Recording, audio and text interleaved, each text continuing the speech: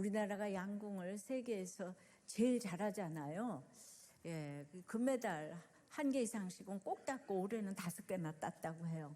그럼 우리가 이렇게 양궁을 잘하는 비결이 이렇게 뭐겠어요? 예.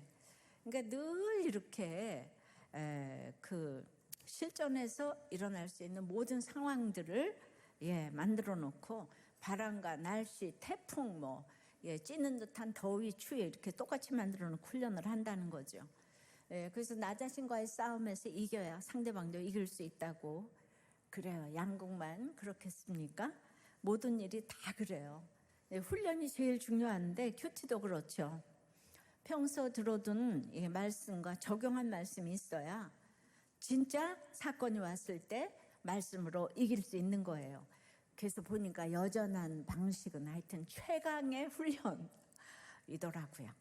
오늘 죽음을 앞둔 엘리사가 요아스 왕에게 구원의 화살을 쏘라고 명령하는데요. 우리 인생 관역은 구원의 화살로 쏴야 구원을 받는 줄 믿습니다. 오늘 추석을 맞아서 구원의 화살, 쏴야 하는 구원의 화살에 대해서 이제 또 띵크를 좀 해보겠습니다. 구원의 화살 첫 번째는 느밧의 아들 여로보암의 죄에 대해 쏘아야 합니다. 10절부터 읽습니다. 유다의 왕 요아스의 제37년에 요아스의 아들 요아스가 사마리아에서 이스라엘 왕이 되어 16년간 다스리며 여호와께서 보시기에 악을 행하여 이스라엘에게 범죄하게 한 느밧의 아들 여로보암의 모든 죄에서 떠나지 아니하고 그 가운데 행하였더라. 요아스의 남은 사적과 행한 모든 일과 유다 왕 아마샤와 싸운 그의 업적은 이스라엘 왕 역대 지략에 기록되지 아니하였느냐. 요아스가 그의 조상들과 함께 참에 이스라엘 왕들과 함께 사마리아에 장사되고 여로보암이 그 자리에 앉으니라. 남쪽에도 북쪽에도 요아스 왕이 있네요. 헷갈리지 마시기 바래요. 37년에 이스라엘 왕이 됐으니까 한 3년 정도는 남북의 요아스라는 이름이 이게 동시에 있었네요. 북쪽의 요아스 또한 아버지 여호아하스처럼 한 일이라고 여호와께서 보시기에 악을 행했다가 또 나옵니다. 이제 한 가지 아마샤와 싸운 일은 다음에 다시 언급하겠어요.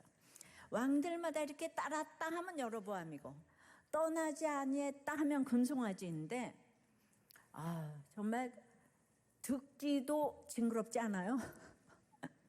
읽어보지 않아서 모르시죠? 그러시는 게 아니에요. 지금 열왕기상부터 얼마나 많이 반복했는데. 그러니까 하나님도 이거를 알면서 줄창 반복을 하시는 거예요. 여호와 보시기에 악을 행했다고.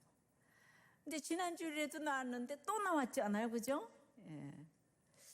그러니까 오늘 우리 또 생각해 봐야 돼요. 띵크를 해봐야 돼요. 하나님 보시기에 악한 게 뭔가. 그것은 하나님 말씀을 듣지 않는 영적인 것이고, 사람 보기에 악한 거는 이제 도덕적인 것이에요. 즉 끊임없는 옳고 그름인 것입니다. 어제 큐티 예레미야 6장 1절 2절에 보면 예루살렘 가운데로부터 피난하라. 아름답고 우아한 시온의 딸을 멸절한다고 하세요. 이게 뭘까요? 어제 우리 초원님은 어려서부터 이 오선 국회의원에 또 유명한 장로님, 권사님 가정에서 선민의식으로 대대로 우월의식 가운데 사셨다고 합니다. 이분이 또 교수님이잖아요. 그죠? 그러니까 저절로 목적지향적인 삶과 가족 우상이 여호와 보시기에 악한 것이지만 아직도 인정이 안 되는 것이 있다고. 근데 그 예루살렘 가운데로부터 도망가라고 하신다고 적용을 하셨지만은 이게 모두가 아름다워 보이지만 그 속은 별 인생이 이제 없다고 나눠주셨어요. 그럼에도 그 선민의식이 너무 강해서 아직도 별 인생이라고 생각하신다는 거예요. 왜냐하면 사실 그 남한테 말하지 다들 얘기를 하지 않겠죠. 다 이제 자녀들의 문제가 많았어도 큰 자녀는 미국 유명 대학의 교수지. 또 아들은 헌법재판소에 헌법 연구관이죠. 또 최고의 또 대학을 나왔죠. 이러니까 별 인생이라고 생각하지 않겠어요? 근데 이 얘기를 안 할 건데 이제 우리도 교회 와서 자녀들 얘기를 다 한 거죠. 얼마나 힘들었는지. 그럼에도 너무나 대단해 보이니까 구속사가 권사님은 잘 깨달아지는데 장로님은 덜 깨달아져요. 예, 이것이 문제예요. 예, 그래도 저한테 이런 얘기를 듣고 가니까 얼마나 은혜예요, 그죠? 자, 청년부에서 남자와 여자면 믿음만 있으면 결혼해라. 그래서 결혼하면 그 믿음으로 다 잘 살면 좋겠는데 참으로 많이들 삐그덕거립니다. 게다가 믿음보다 뭐 외모, 또 뭐 스펙, 돈, 뭐 이렇게 결혼하면 이제 문제가 더 심각합니다. 이때는 부모들이 중심을 딱 잡아줘야 하는데 부모들도 흔들리는 분들이 있더라고요. 이번 주도 얼마나 무섭게 싸우는지. 어떤 이제 이번에 전부 청년부 출신 부부들의 나눔을 이 자매가 모두 남편 얘기들만 목장에서 하시는 게 너무 진절이 날 정도로 듣기가 싫고, 우리가 왜 남편 때문에 이렇게 모여서 이래야 하는지 이 자리 지키는 게 힘들고, 생각만 해도 구역질이 나고 집에서 실제로 구역질을 했습니다. 여자 목장도 부부 목장도 늘 쓴소리 듣는 건 저뿐이고 남편한테 처방하는 사람 아무도 없네요. 수협에도 그래서 가기 싫어요. 무슨 여자들 교화소도 아니고. 우리도 교회 떠나고 싶네요. 지긋지긋해요. 그런데 그래도 이걸 목장에 가서 다 얘기했다는 게 어디예요. 무슨 얘기를 하더라도 목장만 나와서 뭐 담임 목사 욕을 별 얘기를 해도 괜찮으니까 나오기만 바랍니다. 그러니까 이제 목자님이 지난주에 얘기했지. 그래도 오늘 주일 말씀 듣고 절대로 이혼하지 말라. 정말 티끌같이 된다. 이러고 이제 했는데, 그래도 오늘 주일 말씀 듣고 기운 차리고 정신도 차렸지요? 물어보니까 전혀요. 이렇게 대답을 하더라고요. 가지도 않았어요. 우리 집사님 믿음의 어머니를 생각하시고 집사님도 믿음의 어머니로 이어지도록 기도합니다. 그랬더니 제가 힘들어도 제가 죽고 싶은 건 아니고요. 그냥 죽여버리고 싶기만 하네요. 좋아요. 이런 얘기도 목장에만 나와요. 또 다른 부부는 둘 다 약도 먹고 치료도 받고 있는데 이 신랑이 띵크 양육도 시작을 했는데 이제 이 집도 싸움이 일어난 거예요. 그러니까 부목장 목자가 시아버지 목자님에게 제가 연락을 했더니 그 시아버지 목자님이 그동안 달래주다가 이제 지들 인생이라면서 모르겠다고 했다는 거예요. 우리 시아버지 목자님 그러는 게 아니에요. 여기도 얼마나 싸우는 걸 우리가 말렸는지 모르는데 그 은공을 잊고 아들을 안 살리면 되겠어요? 주여. 그러니까 다들 참지 않고 말로 상처를 주니까 또 한 부분은 그냥 아내가 유리컵을 던지니까 그걸 또 가만히 있을 사람이 어디 있어. 그걸 보고 되던져가지고 이제 피가 나니까 막 경찰에 신고해서 조사받으러 가고. 자, 이런 충동적인 상태를 들으면 정말 이혼하는 것이 맞아 보여요. 내가 이러고 뭐 하려고 평생 사나. 이런 마음이 왜 안 들겠어요. 실제 그리도 말렸는데 이혼 서류를 접수한 부부가 있어요. 전부 다 그냥 007 작전을 짜서 법원 앞에서 다 기다려서 그날 말렸는데 그 다음날 접수시켰다고 그래요. 여러분, 사람이 보기에 악해도 그런 사람이 하나님 보시기에 택자라. 돌아오는 사람이 너무 많잖아요. 그러면 어떤 죄인이라도 하나님 보시기에 선한 것이에요. 그러니까 내가 옳은 것이 가장 큰 죄인 거예요. 구속사가 해석이 안 되면 당신이 옳다가 안 되기 때문에 그냥 날마다 그 인간 하면서 지겹게 상대방의 악만 나열하는 거예요. 구속사가 깨달아진 사람은 금세 다른 사람의 악을 나의 악으로 바꿔서 생각하는 거예요. 그러니까 그 언어가 고난 가운데 부드러운 언어가 나오게 되는데, 이 쉬운 것이 안 돼가지고요. 이혼 타령, 자살 타령을 합니다. 발상의 전환이 되면 얼마나 좋을까요? 근데 구원이라는 건 하나님의 영역이랬어. 그러니까 오늘 구원의 화살을 쏴야 되는데 죄인인 인생의 만남은요, 결국 행복할 수 없어요. 그래서 이렇게 막 집어 던지고 막 욕하고 이래서 이혼을 한다면 이혼하고 나서 이혼의 굴레가 하나 더 씌워져서 더 힘들어요.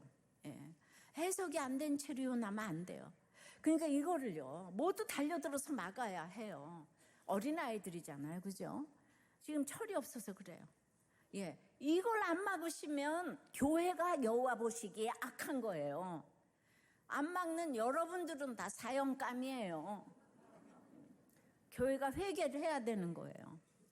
결혼의 목적을 거룩에 두어야 행복이 오는 거예요. 근데 행복에 두니까 맨날 네가 틀렸다, 불행한 거예요. 그러니까 목장이 무시가 되면 결혼 생활도 하기가 어려워요. 목장과 가정은 똑같기 때문이에요. 이상한 사람 많이 있어요, 목장에.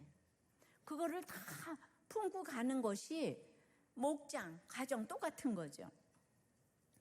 남아공의 그 유명한 대통령이고 노벨상 수상자 넬슨 만델라는요, 그 기가 막힌 27년의 감옥 생활을 견디고도 석방 후에 이혼을 했네요. 이분이 3번 결혼을 했는데 첫 번째 결혼은 굉장히 이렇게 이제 가정적인 부인이 정치를 말렸어요. 그래서 이혼을 했어요. 두 번째는 그 정치적 동지로 같이 수감이 되었고, 그 두 번째 부인은 27년간이나 옥바라지를 하고 38년을 살았는데 석방되고 나니까 옥에 있을 때 부인이 외도를 한번 했다는 거예요. 아니, 그럴 수도 있지 않아요? 예, 그렇다고 이혼을 했어요. 예, 말이 돼요? 예. 세 번째는 그러고도 조금 있다가 80살의 모잠비크 대통령 미만인과 3번째 결혼을 했어요. 세상 사람은 물론 다 이유가 있다고 그래요. 근데 이것이 옳고 그름이에요. 근데 민주투사들은 아프리카는 지키는데 가정은 지키지를 못하네요. 예.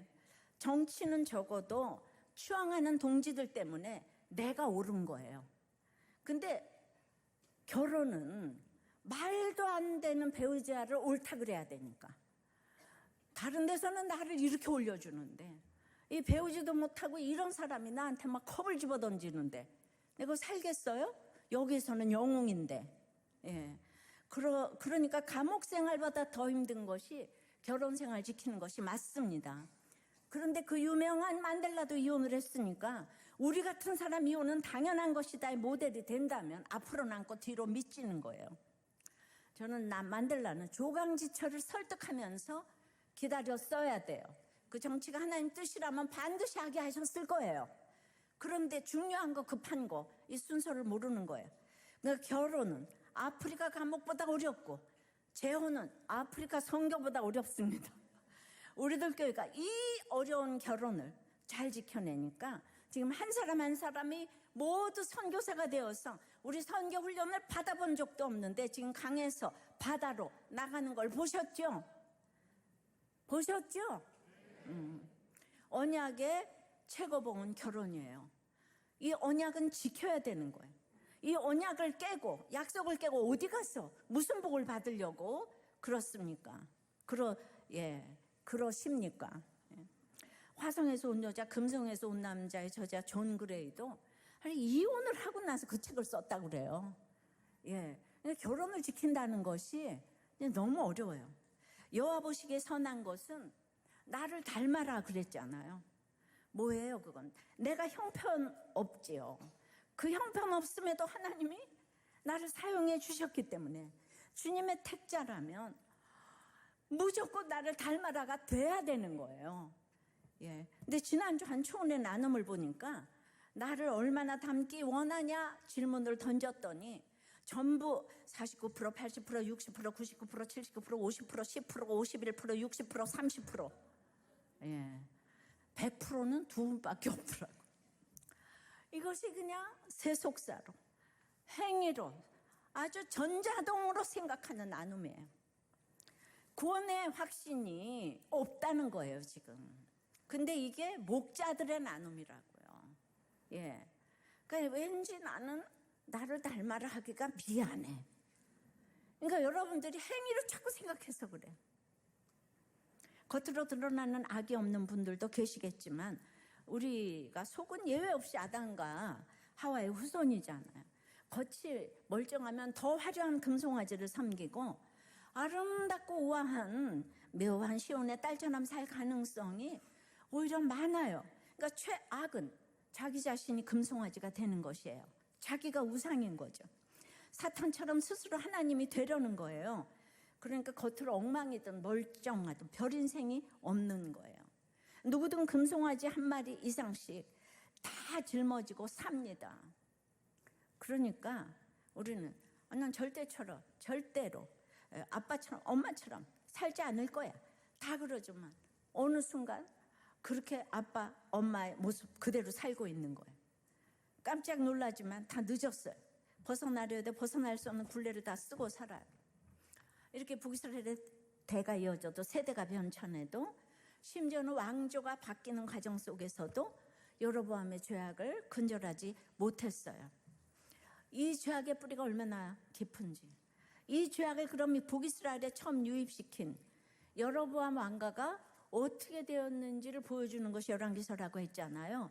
열왕기상 14장 9절 10절 쭉 보면은 그와 그 가문은 하나님의 심판을 받아 매인자나 노인자나 다 끊겨지고 거름더미를 쓸어버린 것이 말갛게 쓸어버린다고 했어요. 예. 그러니까 여로보암 가문만이 아니라 그 위에 바사의 집, 오므리의 집, 예후의 집에도 똑같이 심판이 임한 거예요. 궁극적으로 북이스라엘 전체가 하나님의 진노의 심판 아래 소멸될 것임을 미리 얘기해 주셨어요. 그런데 겉으로 보는 그 금송아지가 너무 좋아 보이는 이게 무거운 짐이에요. 고달픈 수고예요. 근데 우리가 다 똑같이 요아스예요. 똑같아. 우리 슬픈 인생이에요. 이렇게 우리에게 왕마다 여로보암의 죄를 따랐다 반복하시는 것은 그만큼 돌아오라는 하나님의 애통한 사인인 거예요. 왜 같은 말을 성경에 매주일 하겠어요? 너희는 여로보암의 금송아지 길을 가면 망한다. 그래도 귀뚱도도 안 듣고 여전히 따라가고 떠나지 않으니까 하나님이 창자가 끊어지는 거예요. 그냥 오늘 퀼티 예레미야 말씀처럼 우리는 남과 북 전부 말씀을 안 들어. 북이스라엘이 멸망했는데 남유다도 또 안 들어. 예, 여러분 북이스라엘에 교회가 없었겠어요?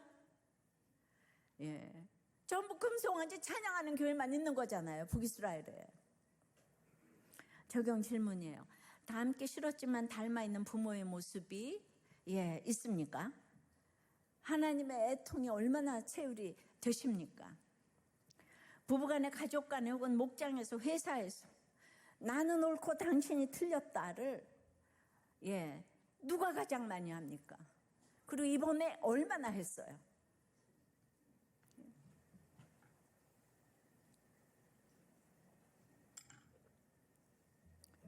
아무리 설교를 해도 한 주간도 나는 맞고 너는 틀렸기 때문에 싸우고 지금 이 자리에 와서 앉아있잖아.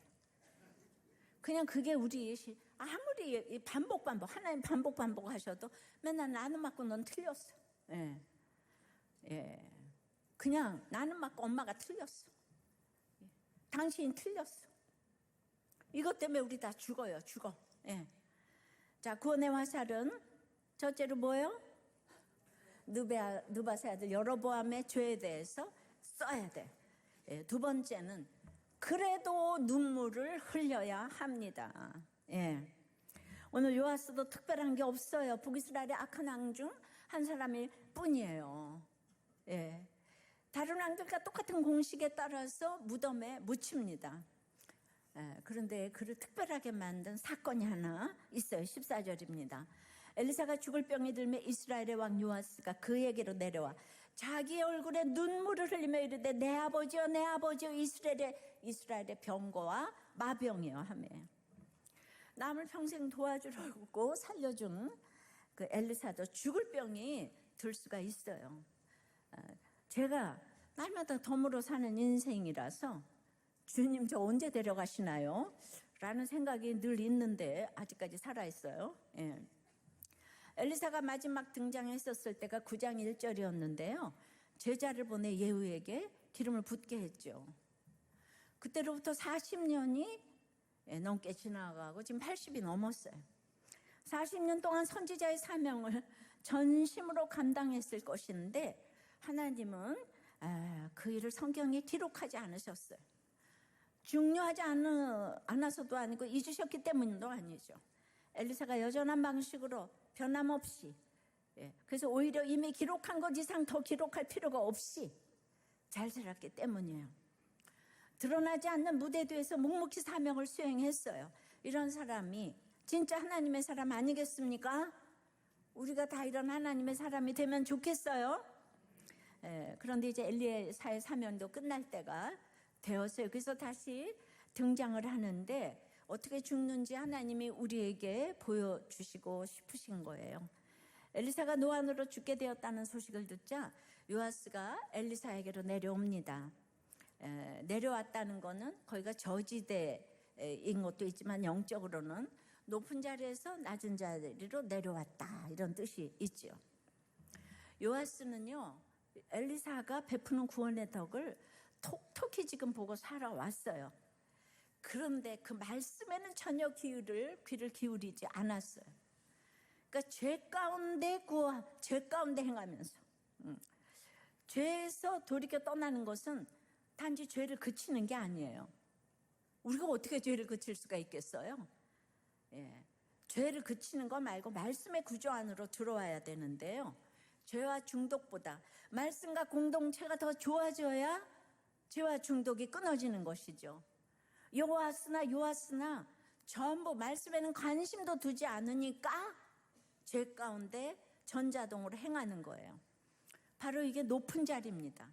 내가 하고 싶은 대로 하는 자리예요. 우리가 하고 싶은 대로 하는 건 죄 말고 또 뭐가 있겠습니까?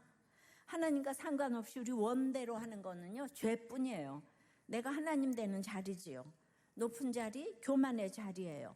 그러니까 예후의 손자 요아스는 태어나서 그때까지 한 번도 이 자리에서 내려온 적이 없었어요. 그런데 이런 요아스가 하나님의 사람 엘리사가 있는 자리로 내려옵니다. 그 자리는 드러나지 않는 자리고 잊혀진 듯한 자리고 섬김을 받는 자리가 아니고 섬기는 자리고 칭찬과 부러움보다는 비난과 무시를 받는 자리로 이제 내려오는 거예요. 그러니까 여러분들 무시를 안 받아본 사람은 인생을 이제 논할 수가 없어요. 행복의 자리가 아닌 거룩의 자리로 내려옵니다. 그리고 그 얼굴에 눈물을 흘립니다. 아주 기름과 향품으로 덮여있던 그 얼굴에 지금 눈물이 흘러내렸어요. 그리고 엘리사를 내 아버지요 이스라엘의 병거와 마병이요. 이거 누가 한 말이죠? 엘리야가 갈 때 엘리사가 한 말이에요. 그러니까 요아스가 눈물을 흘리며 엘리사의 죽음을 슬퍼했다는 것은 결국 주인공들이 왕들이 아니고 하나님의 사람 엘리사였다는 걸 보이는 거예요. 이 이스라엘을 구하여 줄 것은 엘리사라고 고백을 한 것이죠. 근데 물론 속은 달라요. 엘리사는 진정한 사랑과 존경을 담아서 엘리야를 불렀어요. 요아스에게는 그런 마음이 없어요.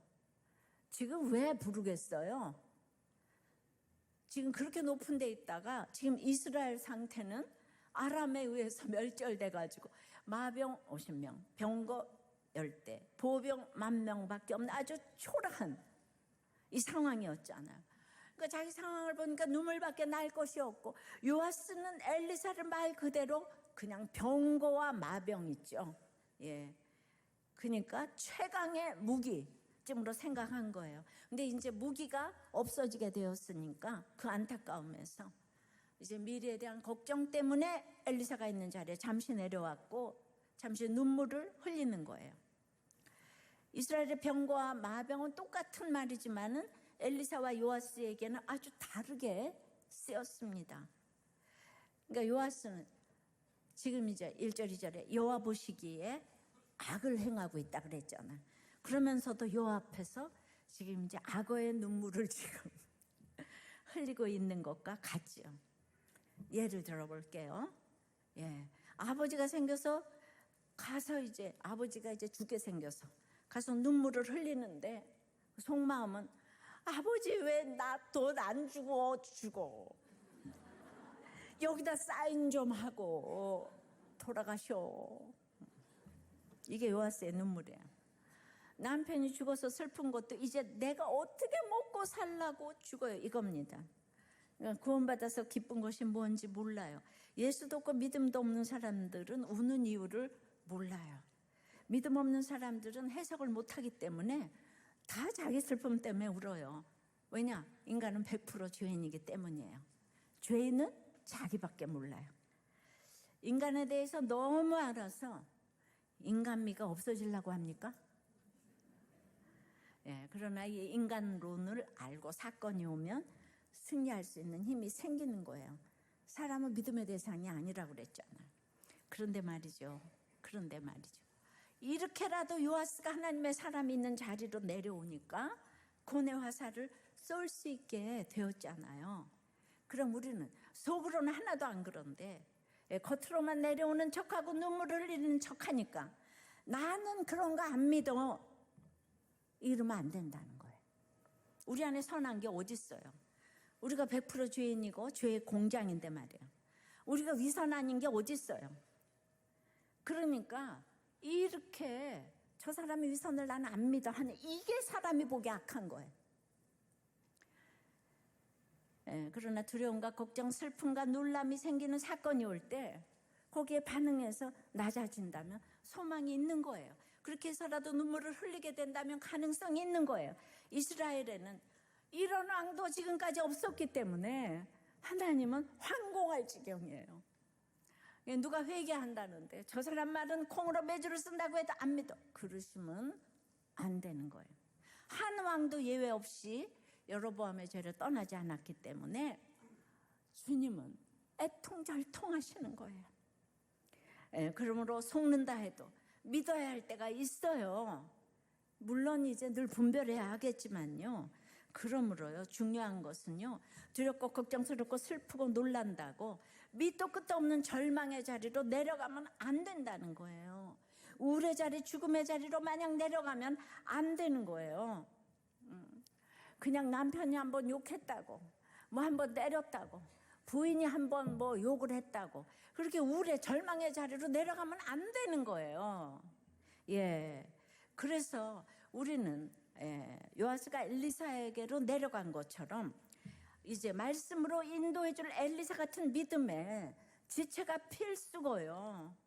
그래서 거기 내려가도록 그 고난이라는 사건도 그래서 필요하고요. 지금 두렵고 걱정스럽고 슬프고 놀랄 일이 생겼다면 말씀의 자리로 내려갈 기회인 줄 믿습니다. 지금 옆에서 이리로 내려오라고 외치고 설득하는 가족이나 지체가 있다면 하나님이 보내신 사람이에요. 힘든 고난 가운데서 방황하지 마시고 말씀의 자리로 내려와 마음껏 눈물을 흘리시기를 바랍니다. 그러면 구원의 화살을 쏘게 될 줄 믿습니다. 추석에 명절에 찾아가서 말이 안 되면 그냥 울고 와요. 그 눈물은 힘이 있어요. 악어의 눈물도 힘이 있어요. 자, 그러니까 이런 분들을 위해서 우리도 교회 목자들은 참 대단한 것 같아요. 대구의 한 목자님의 나눔인데 이분은 아내는 갑상선암 지금 수술을 했대요. 그리고 이제 목자님은 난청이 점점 악화되고 있어서 육적 회복을 위한 기도가 절실한데 그 성도님의 그냥 나눔을 쭉 했어요. 그 초파일에 차가 굴러 떨어져서 3-4명을 치었잖아요. 근데 그게 그 신문에 보기에 그 신문에 났는데 그 시동을 이분은 걸었다고 생각했는데 안 걸었다는 거예요. 그러면은 그게 브레이크가 안 잡힌다는 거예요. 근데 이분은 급발진이라고 생각을 했는데 그러니까 이제 너무 일이 커졌어요. 그러나 이것 때문에 교회 오셨잖아요. 그러니까 거기서 다 합의해 줄 의사가 없다고 하니까 지금 어찌할 바를 몰라서 목장에서 중보 기도를 하고 있습니다. 기도해 주시기를 바라요. 또 한 식구는 치매를 앓고 있는 그 할아버지 성도님께서 분별하지 못하고 치매를 앓고 있는데 또 신천지 구역장 여성분에 그 휩쓸려서 교회와 목장에도 빠진 사실이 있기 때문에 긴장을 늦출 수 없는 기도와 손발이 가야 하는 적용이 지금 우선이 되고 있습니다. 아유, 좀 이렇게 사랑이 있으면 좋겠어요. 또 한 분의 마음의 병이 쉽사리 나아지지 않고 약 처방도 거부하며 적용이 잘 안 되고 있기 때문에 이번 양육교사를 통해서 영육간에 회복으로 거듭날 수 있기를 바라며 기도하고 있어요. 그중에 반가운 일은 부목자님과 알코올 중독으로 늘 병원 생활만 하고 있던 집사님이 퇴원해서 지난주에는 예배를 참석했는데 세차장에서 광택 기술을 배우며 일하고 있는 이 두 분에게 하나님께서 불쌍히 여기시고 찾고 소망하던 퇴원과 일을 하게 된 은혜에 감사하다고 목장 기도로 함께하고 있습니다. 예, 이 세 번째 나눔 질문에 뭐라고 대답했냐 하면은 본인도 많은 투자와 보증과 명의 대여로 소잃고 멸절당한 뒤에야 지금 외양간을 고쳐가는 중이지만 지금은 금송아지도 아니고 순금 송아지를 때려준다고 해도 싫어요. 절대로 금송아지 찾으러 다니지 않겠습니다. 문자적으로 이렇게 말한 분은 처음이에요. 네. 왜냐하면 목장 공동체를 섬겨야 하는 사명이 남겨져 저를 인도해 가고 있기 때문이죠. 그리고 이제 또 힘겹게 일자리를 찾게 된 우리 부목자님 또 김 집사님에게 성령의 각오로 잘 이겨낼 수 있도록 모든 나눔이 목원들 나눔. 그리고 기도 제목은 목장에서 늘 눈물 없이 나눔을 하지 못하시는 그 조파일 성도님의 사건 합의가 원만히 이루어지도록 또 이 치매를 앓고 계신 성도님께서 이 치매 가운데 지난죄를 자복하게 하시고 말씀이 들리는 은혜를 주시도록 또 세 번째는 기초양육자 내 이름을 좀 불러야 되겠어요. 기초양육자 박종영, 이금희, 손대영 성도님과 양육교사 또 이제 문강토 최윤관 집사님 그리고 예목 오늘 받고 있는 이지은 집사님에게 성령의 제자 양육으로 인도해 주시도록 할렐루야. 여러분 이런 목자님이 되시기를 바라요. 순금 송아지 때려줘도 싫대잖아요. 그리고 이제 자기 지금의 일자리를 주신 은혜에 너무 감사하며 더 이상은 금송아지 찾으러 다니지 않겠다. 이런 분에게는 금송아지가 또 나타날 수도 있어요. 적용 질문이에요. 지금 뭐 때문에 눈물을 흘립니까? 구원 때문입니까? 불안과 두려움과 가난 때문입니까? 즉 하나님 때문입니까? 나 때문입니까? 말씀의 자리에 내려와 있나요? 말씀보다 중요한 게 있는 높은 자리에 있나요?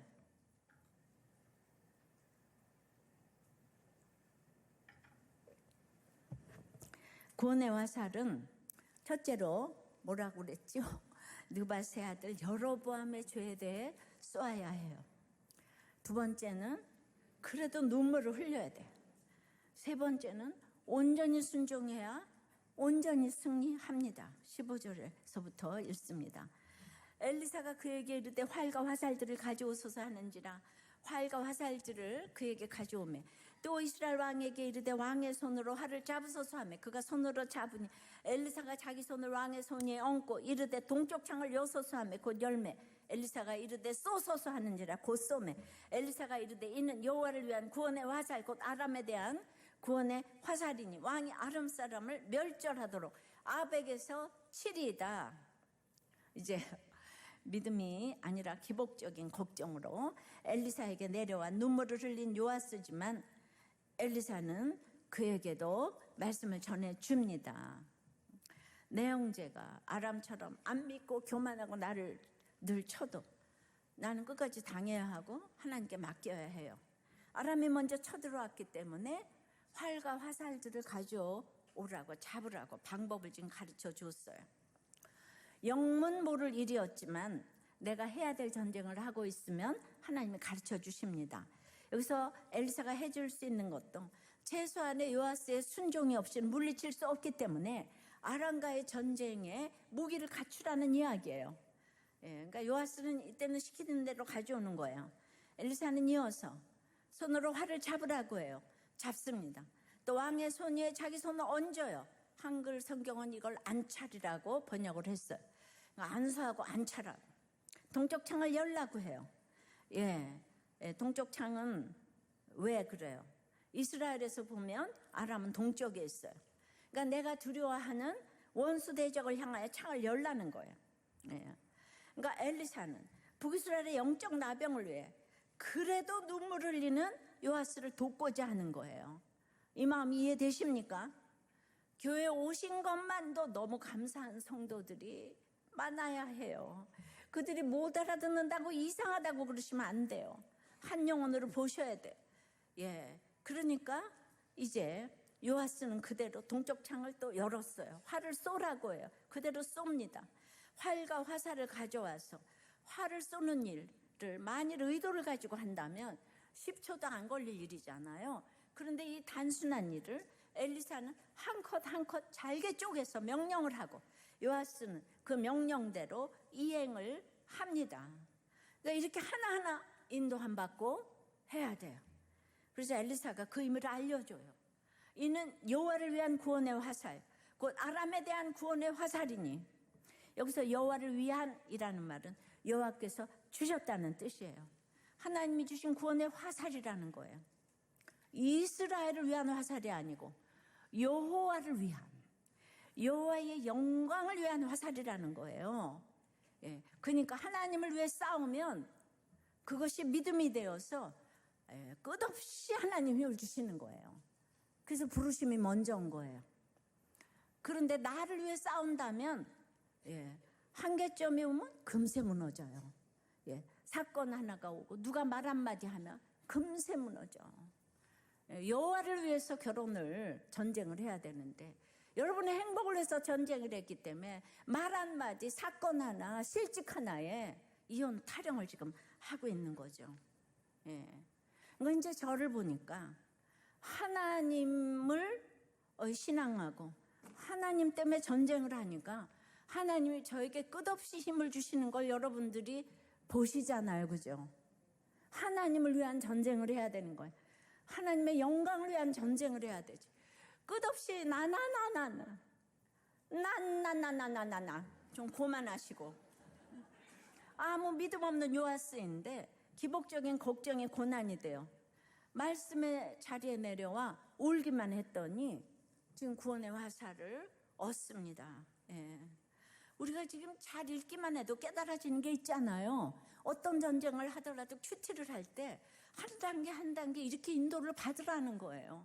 물어보고 질문하고, 남편과 아내와 자식과의 전쟁, 회사의 전쟁도 그래요. 취하라 하면 취하고 화를 잡으라 하면 잡고. 이제 중간에 내가 힘들까 봐 엘리사가 왕의 손에 한번 안찰해 주지 않아요? 그러니까 이거 우리 목장 모임에 가서 안찰 한 번씩 받고 서로 이제 기도하고. 근데 이렇게 예수 믿는 믿음이 생겨 구원을 약속받은 다음에는요, 적용해야 될 게 있어요. 18절 19절에요. 또 이르되 화살들을 집으소서. 곧 집으면 엘리사가 또 이스라엘 왕에게 이르되 땅을 치소서 하는지라. 이에 3번 치고 다 같이 그친지라. 누가 그치라고 그랬어요? 그쳤어요. 그러니까 하나님의 사람이 노하여 이르되 왕이 6번을 칠 것이니이다. 그리하였다면 왕이 아람을 진멸하기까지 쳤으리이다. 그런즉 이제는 왕이 아람을 3번만 치리이다 하니라. 엘리사가 이번에는 화살을 쏘라가 아니고 집으라 그랬어요. 요아스는 집었어요. 그런데 이상한 명령을 해요. 화살로 땅을 치라고 그래요. 요아스가 쳤어요. 근데 여기서 하나 추가되죠. 그냥 친 게 아니고 그냥 3번을 치고 그쳤다는 거예요. 엘리사는 3번 치라고 하지 않았어요. 그치라고도 하지 않았어요. 근데 요아스가 지 맘대로 3번 치고 그쳤어요. 그러니까 엘리사가 노하는 거예요. 아니 5번을 치지 왜 3번만 치고 그쳤냐? 그러니까 너 아람을 3번만 이기고 이제 진멸하지는 못한다. 그럼 엘리사가 이상한가요? 뭐가 문제일까요? 요아스는 지금까지 아무리 사소한 행동이라도 엘리사가 말한 대로 순종을 했어요. 그런데 화살로 쏘라 했을 때는 그것이 늘 해왔던 대로 화살은 쏘라고 있는 거잖아요. 화살은. 근데 땅을 치라 그러니까 그 화살이 부러질 것 같잖아. 비싼 화살이. 땅을 치다가. 예, 그러니까 자기 생각이 나왔어요 지금. 예, 그러니까 17절에 멸절하도록 치라고 그랬는데 그 아드칼레는 문자적으로 완성되기까지, 끝장이 날 때까지. 예, 그런데 이제 자기가 생각해 보니까 이게 뭐지? 이건 굉장히 비상식적이네. 여기 자기 생각이 들어갔어요. 그러니까 엘리사 말을 끝까지 지금 순종을 안 하는 거죠. 신용만 낸 것이에요. 자기가 생각하기에 엘리사가 틀렸어요. 그러니까 화를 이제 그만 쳐야 되겠어. 온전히 순종하지 않았어요. 온전히 순종하지 않았기 때문에 온전한 승리를 얻지 못합니다. 우리 적용이 그래요. 적용이 온전해야 영원 구원이라는 열매를 온전히 맺을 수 있잖아요. 여러분 목장에서 목자가 이렇게 온전히 순종해서 적용을 해야지. 큐티만 한다고 목장 식구들이 변하지 않아요. 큐티 목회를 한다고, 말씀만 설교를 한다고 변하지 않아요. 목사님이 적용을 하셔야죠. 그러니까 힘들다고 적당히 하고 하다 그치고 내 생각대로 이쯤이면 되겠지 하면 온전한 승리를 얻지 못한다는 거예요. 누구도 적용을 해야지 끝까지 가는 거예요. 3번만 하다 그치면 안 돼. 적용이 힘든 거지, 그죠? 그러니까 이제 왔어요. 목사님인데 이혼한대요. 미국에서 메일이 왔는데 나는 어떻게 해야 되냐? 그런 목사님하고 이혼해야 됩니까? 그러니까 타네 맘대로 그치는 거야. 너무 비상식적이라서 이제 이혼해야 되는 거야. 그 온전한 순종이 뭐예요?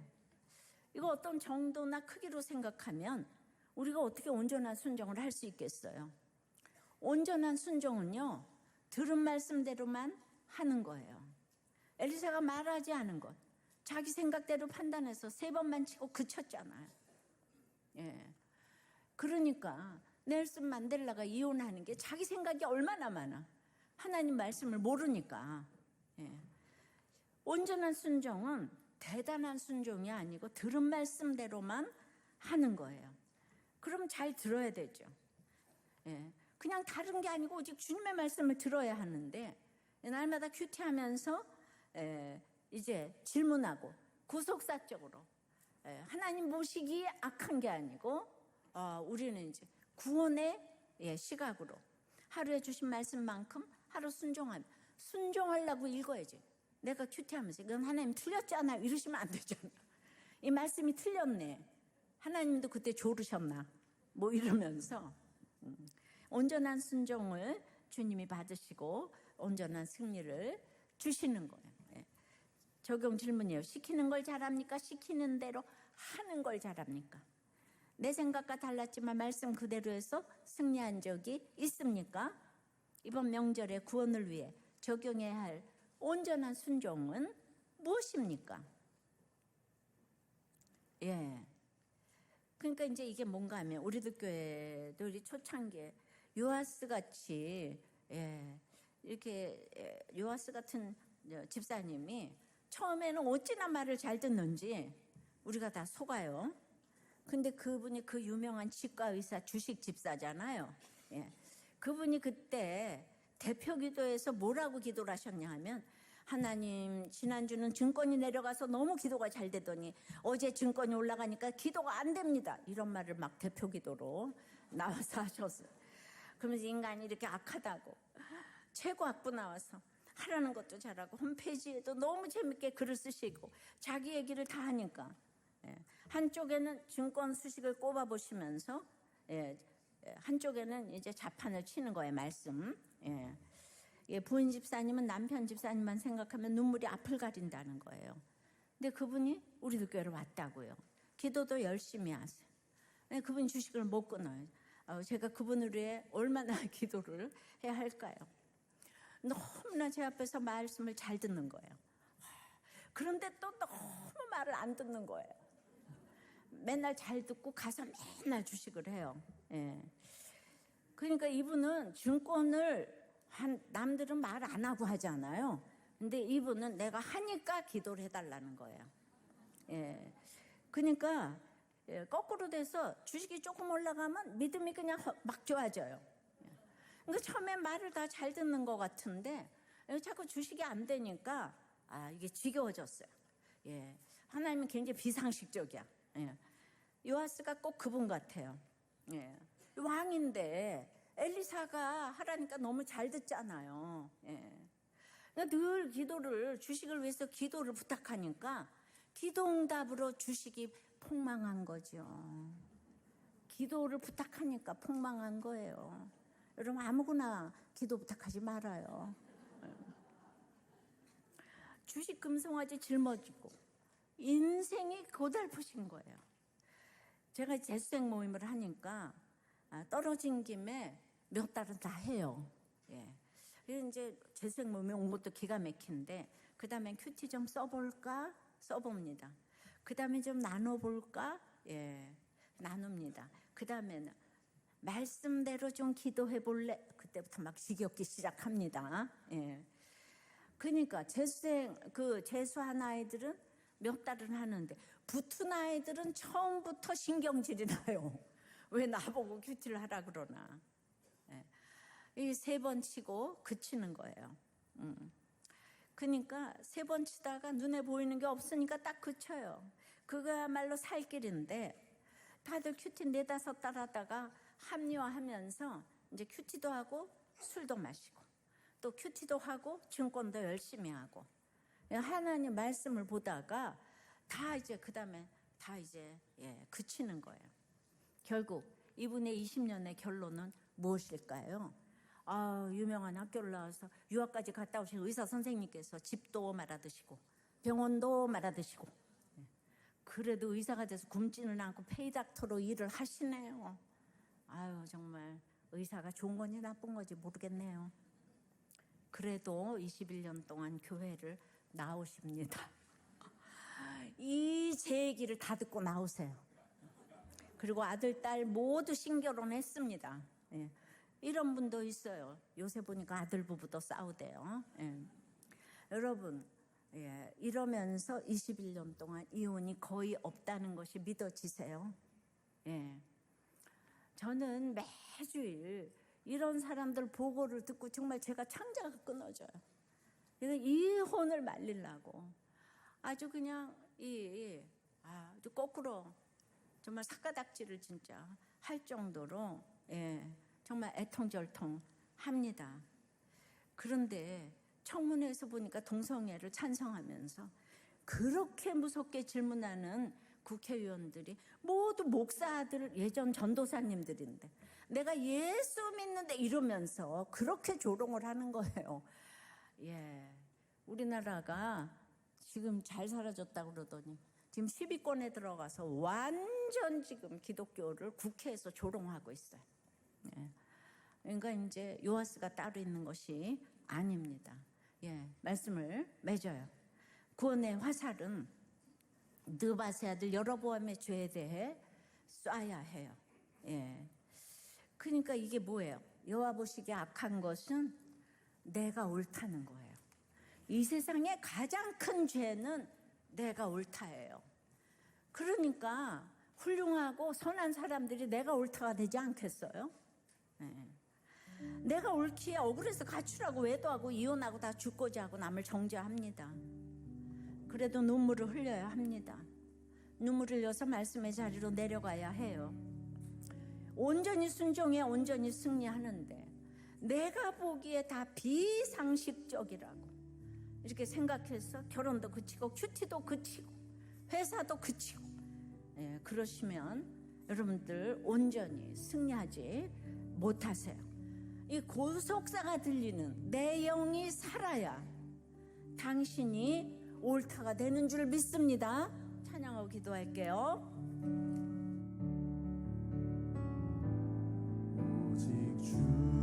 가정과 일터에서 여호와 보시기에 악한 가치관인 내가 옳다, 여기에 여러분이 구원의 화살을 쏘게 해달라고 기도하십시다.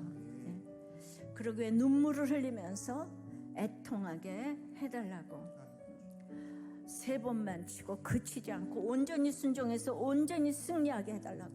내가 보기에 다 비상식적인데 비상식적이라서 모든 것을 그치는 일이 없도록 예외가 없어. 가정을 지키는 것에는 예외가 없습니다. 이 가정을 지킬 때에 나라도 지켜지고 선교도 되는 줄 믿습니다. 이 최소한 구원의 화살을 나에게 날리고 우리 가정에서부터 날리게 해달라고 다 같이 주님 부르고 기도합니다.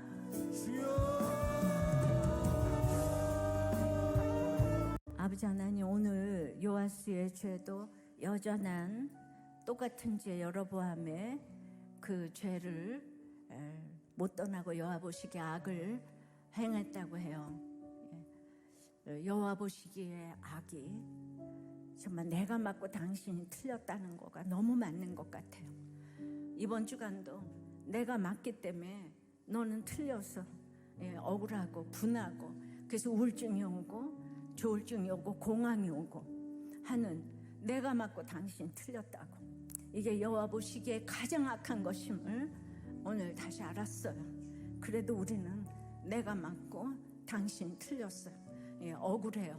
그래서 이제 우리는 눈물을 흘려야 함에도 불구하고 너무나 비상식적인 이 언어와 이 폭력과 이 모든 관계에서 말이 안 된다고 이제 3번 화살을 치고, 어떻게 땅에다가 화살을 칠 수가 있나, 말이 되는가 하는 말이 안 되는 일들이 이 집안 곳곳에서 일어나고 회사와 나라 곳곳에서 일어나고 있습니다. 주여, 어떻게 해야 되겠습니까? 주님, 참으로 우리가 이제 다른 거 다 떠나서 그 구원의 화살을 먼저 나에게 쏠 수 있도록 도와주시옵소서. 나의 구원이 아직도 확실하지 않기 때문에 상대방을 정죄합니다. 주님, 이번 추석을 맞이하여서 집집마다 구원의 화살을 쏴야 되는데 말이 안 될 때는 그래도 그냥 눈물을 흘려야 된다고 하시오.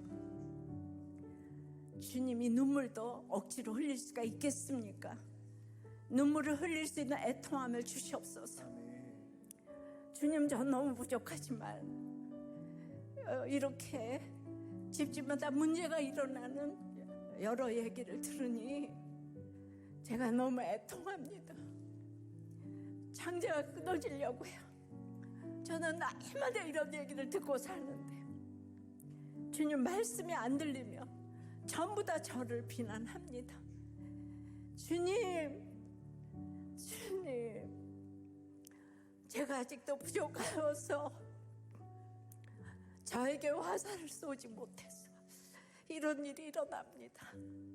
주님, 저를 용서해 주시옵시고 저를 봐서라도 다들 가정을 지키고 이제 비상식적이라고 비난하지 말고 구속사는 어떤 가정도 예외가 없는 걸 알게 하여 주시옵시고 가정을 지킬 수 있도록 온 교회가 힘을 모아 기도하며 아버지 하나님, 그 가정을 지킬 수 있도록 역사하여 주시옵소서. 아멘.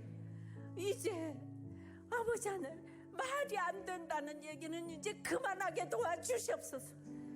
우리는 이 땅에 이미 말이 안 되는 이 세상을 주님께서 십자가에 달려 죽기 위해서 오셨어요. 아직도 제가 멀었어요. 주님, 저를 불쌍히 여겨 주시옵시고 저 때문에라도, 이 저의 눈물 때문이라도 꼭 가정을 지키게 도와주시옵소서. 정말 다른 생각을 하지 않도록 지켜주시옵소서. 별 인생이 없다는 것을 알게 하여 주시옵소서. 힘든 거 다 알아요. 아버지, 우리가 예수가 없다면 어떻게 살 수가 있겠어? 다 알아요. 주님이 다 알아요. 그러므로 그거를 내가 이제 통과해낼 때 다른 사람에게 이 상처가 별이 되는 줄 믿습니다. 예전에 통과했던 걸 지금 제가 여러분들에게 다 내놓고 있지 않습니까? 반드시 이것이 사명이 되는 줄 믿어요. 결혼의 목적은 행복이 아니고 거룩이에요. 이 거룩을 지킬 때 행복이 따라올 줄 믿습니다. 오늘 제 설교에 등장한 모든 모든 가정들을 주여 불쌍히 여겨주시고 지켜주시옵소서. 역사해 주시옵소서. 모든 부모들부터 아이들까지 주여 구원의 화살로 주님 만져 주시옵소서. 오늘 그런 가치관으로 이제 구원의 화살을 어떻게 쏘아야 하는지 이 알게 해주신 주님께 신앙 고백으로 드린 헌금을 받아 주시옵시고, 여러분 안에 내가 옳다는 가치관을 버리고 당신이 나보다 옳다는 가치관으로 하나님께 드릴 것만 있고 사람들에게 줄 것만 있도록 주여 도와주시옵소서.